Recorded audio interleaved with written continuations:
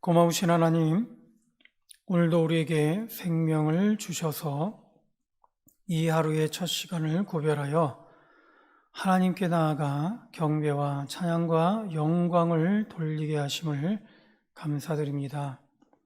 오직 하나님께만 우리의 영혼을 의탁하오니 이 시간 친히 임재하여 주셔서 주의 뜻을 따라 하나님의 기쁨이 되게 하시고 주의 말씀을 따라 하나님의 큰 복이 되게 하여 주시옵소서.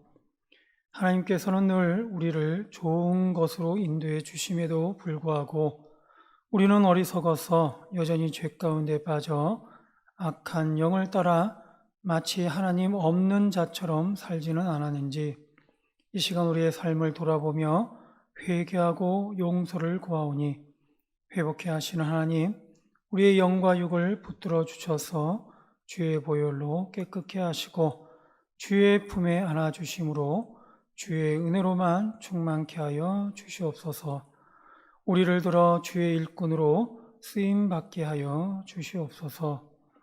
또한 바라는 것은 여전히 기승을 부리고 있는 코로나로 인해 우리의 삶과 몸도 지쳐가고 있지만 특별히 담대히 믿음으로 성도된 삶을 살아가려 할수록 우리의 심령과 마음에 흔들림이 있어 어려움 중에 있음을 고백할 수밖에 없사오니 우리를 붙들어 주시고 함께해 주시는 성령의 능력으로 우리의 부족하고 연약함을 채워주시고 강건케 하여 주시옵소서. 무엇보다 지금도 하늘의 꿈과 비전을 향해 믿음으로 전진해가는 우리 자녀들에게 힘과 능력과 지혜의 영으로 인도해 주셔서 하나님의 귀한 일꾼으로 세워지게 하시고 비록 육신의 아픔이 있지만 여전히 하나님을 향한 경건한 믿음으로 인해 주의 뜻을 드러내고 나타내기를 원하는 하나님의 귀한 성도들에게 한없는 주의 복과 충만한 하나님의 은혜로 이끌어 주시옵소서. 오늘도 주의 뜻을 바라봅니다. 오늘도 주의 말씀으로만 이끌어 주시기를 바라봅니다. 주여, 이 시간도 함께하여 주시옵시고 이 시간 나온 새벽 성도들에게 한없는 주의 은혜로만 충만케 하여 주시옵소서. 감사하며 예수님의 이름으로 기도드립니다. 아멘. 이 시간 우리 같이 보실 말씀은 출애굽기 4장 18절에서 23절입니다. 출애굽기 4장 18절에서 23절까지 말씀을 함께 보겠습니다.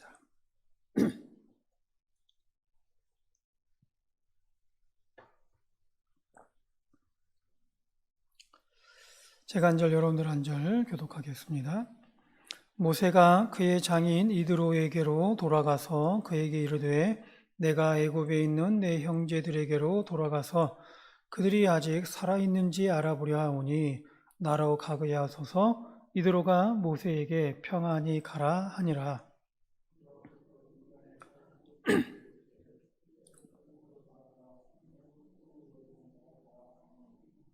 모세가 그의 아내와 아들들을 나귀에 태우고 애굽으로 돌아가는데 모세가 하나님의 지팡이를 손에 잡았더라.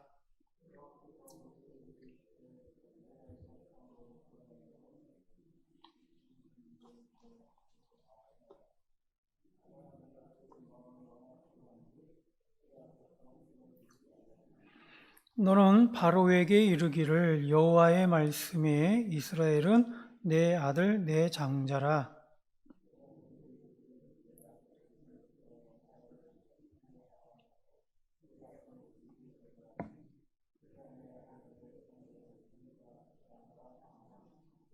아멘. 예. 모세를 향한 하나님의 명령은 내가 너를 바로에게 보내어 너에게 내 백성 이스라엘 자손을 애굽에서 인도하여 내게 하리라라는 것이었습니다. 그런데 오늘 장인 이드로에게 하나님의 명령을 따라 모세가 애굽으로 내려가려는 이유로 허락받는 내용을 보면 좀 다릅니다. 모세는 이렇게 장인 이드로에게 얘기합니다. 내가 애굽에 있는 내 형제들에게로 돌아가서 그들이 아직 살아있는지 알아보려 하오니 나로 가게 하소서. 아마도 모세는 아직도 하나님의 명령에 순종하는 것이 어려운 듯합니다. 모세는 여전히 자신이 없는 것 같습니다. 하나님의 뜻을 따라 담대한 마음을 가져도 될 듯하지만 그렇지 못한 그런 모세의 모습을 볼 수가 있습니다. 그렇게 모세는 장인 이드로에게 애굽으로 내려가야 하는 이유를 이스라엘 그 민족을 출애굽시키려는 것임을 온전히 말하지 못하고 단지 형제들 안부를 살피러 간다라고만 그렇게 얘기하고 허락을 구하고 있는 것이죠.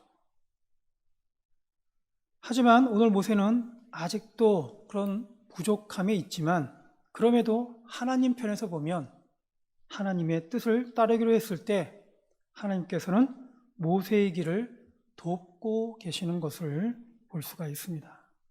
모세는 자신이 애굽으로 가야 하는 이유를 장인 이드로에게는 다 밝히지는 않았지만 그럼에도 장인 이드로는 흔쾌히 더 묻지 않고 보내주는 것을 볼 수가 있어요.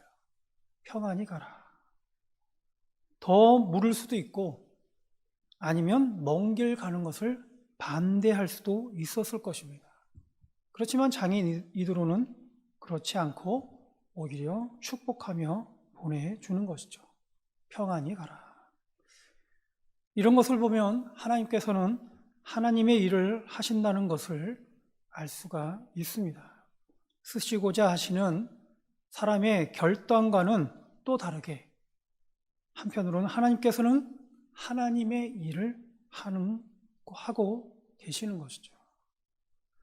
이를 뒷받침하듯 19절에도 보면 하나님께서는 또한 애굽으로 가는 길에 걸림돌이 될 만한, 어떻게 보면 모세의 마음에 걸림돌이 될 수 있는 그러한 문제가 해결되었음을 모세에게 알려주고 있습니다. 애굽으로 돌아가라. 내 목숨을 노리던 자가 다 죽었느니라.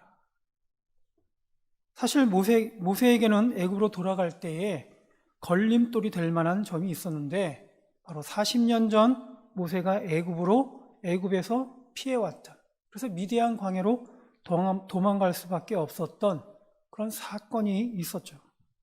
바로 애굽 사람을 죽이고서 받게 된 그런 바로 왕의 수배령이었습니다. 살인자 모세를 찾아서 죽이라 라는 바로 왕의 수배령이죠.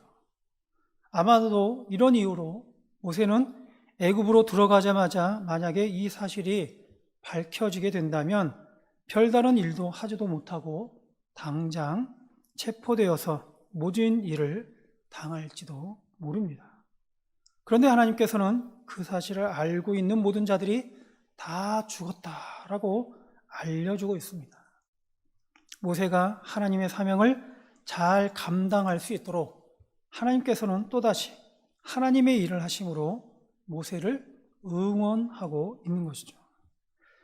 따라서 모세는 이제 정말 하나님만을 의지하게 됩니다. 하나님의 능력을 바라게 되는 것입니다.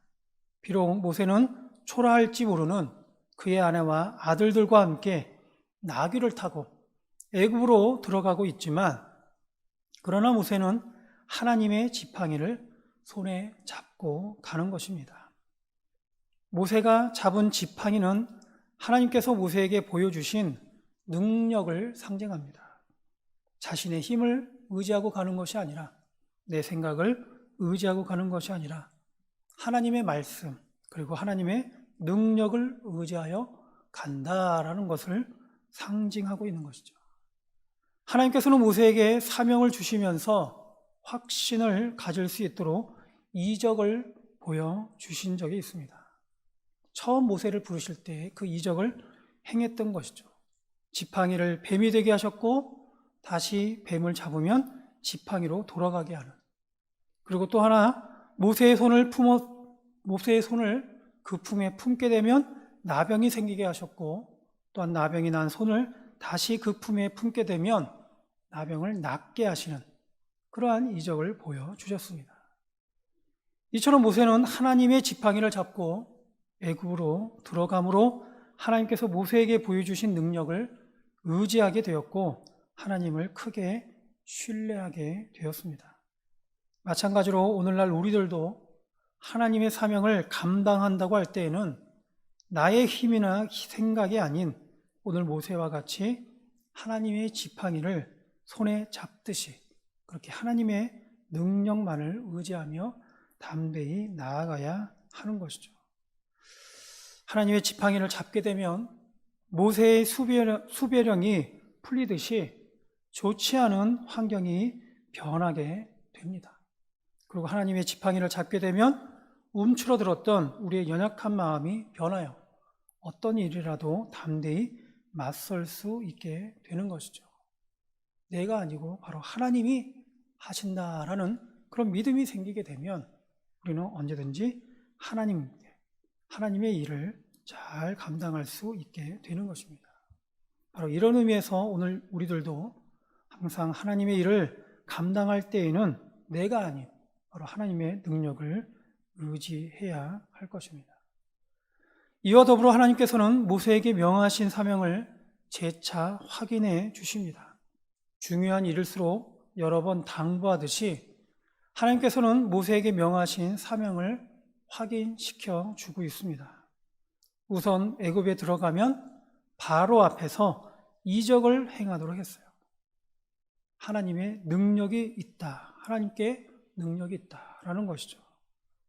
그렇지만 바로의 마음은 강팍하기에 그렇게 쉽게 이스라엘 백성들을 금방 놓아주지는 않을 것이다 라고 또한 경계시키고 있습니다. 즉 모세가 하나님께서 행하라고 보여주신 그런 이적을 보여준다 하더라도 바로가 쉽게 말을 듣지는 않을 것이다 라고 말씀해 주고 있는 것이죠. 이런 말만 들으면 사실 좌절감이 들 수가 있습니다. 금방 그렇게 일어나는 일이 아니구나. 하나님께서 이렇게 이적을 행했음에도 불구하고 바로의 마음이 쉽게 돌아서는 것이 아니구나.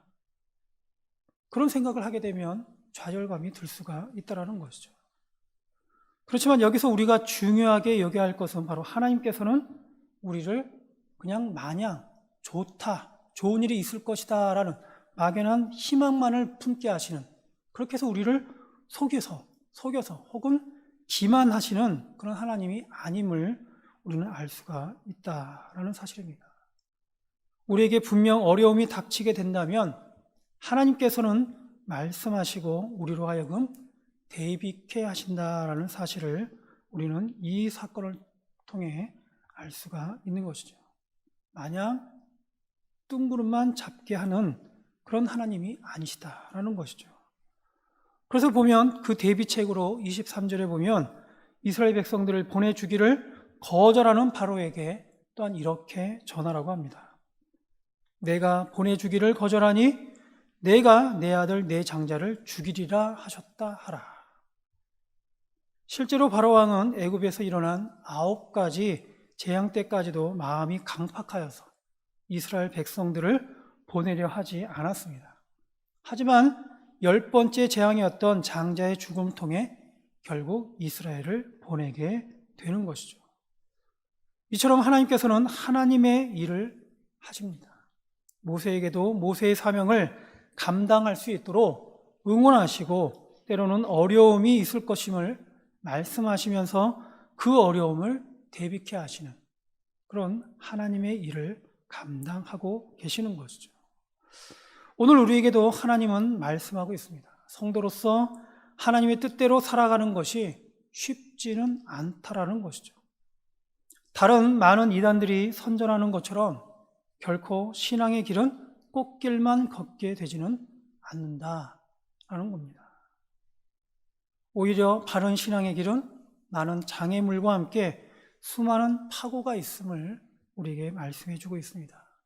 사실 성경의 많은 부분을 보면 믿음의 사람이라 할지라도 여러 가지 역경과 어려움이 많이 있었음을 볼 수가 있습니다.